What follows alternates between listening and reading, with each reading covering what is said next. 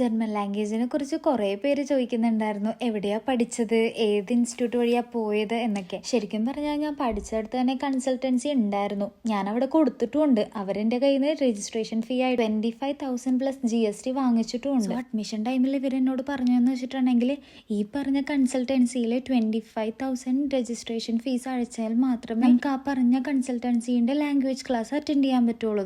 അന്നാണെങ്കിൽ അവിടുത്തെ സ്റ്റാഫൊക്കെ നമ്മളോട് നല്ല രീതിയിൽ സംസാരിച്ചത് കാരണം നമ്മൾ വിചാരിച്ചു ഓക്കെ നല്ലൊരു കൺസൾട്ടൻസി ആയിരിക്കും എന്നാണ്. എനിക്ക് ലാംഗ്വേജ് പഠിക്കുന്ന സമയത്ത് വലിയ ഇഷ്യൂസ് ഒന്നും ഉണ്ടായിരുന്നില്ല. എൻ്റെ ടീച്ചേഴ്സൊക്കെ നല്ല ഡെഡിക്കേറ്റഡ് ആയിരുന്നു. അത് കാരണം എനിക്ക് നന്നായിട്ട് പഠിക്കാൻ പറ്റി. ഞാൻ ആക്ച്വലി പഠിച്ചു കഴിഞ്ഞിട്ട് നേരെ ഇവിടെ തന്നെ വർക്കിന് കയറിയിട്ടുണ്ടായിരുന്നു. ആ സമയത്തായിരുന്നു കേട്ടോ എൻ്റെ പ്രോസസ്സിംഗ് ഒക്കെ സ്റ്റാർട്ട് ചെയ്തത്. ആ ടൈമിലായിരുന്നു ഇവരെന്നെ നൈസായിട്ട് ഓടിച്ചത്. നിങ്ങൾക്ക് വേറൊരു കാര്യം കേൾക്കണോ? എന്നോട് പറഞ്ഞു കോൺട്രാക്ട് വരും, പക്ഷെ കോൺട്രാക്ട് വന്നതിന് മുമ്പ്, അതായത് നമ്മളുടെ കയ്യിൽ കിട്ടണതിന് മുമ്പ് ഇവർക്ക് നമ്മൾ പറഞ്ഞ എമൗണ്ട്, അതായത് ഇവരുടെ സർവീസ് ചാർജ് നേരത്തെ കൊടുക്കണമെന്ന്. ഒന്നാമത്തെ വാക്ക് മാറ്റിക്കൊണ്ടിരിക്കുക. നാളെ കോൺട്രാക്ട് വരും, മറ്റന്നാൾ വരും, അടുത്ത ആഴ്ച വരും. അങ്ങനെയുള്ളവർക്ക് ഞാൻ എങ്ങനെ ഇത്രയും രൂപ വിശ്വസിച്ച് കൊടുക്കുന്നത്?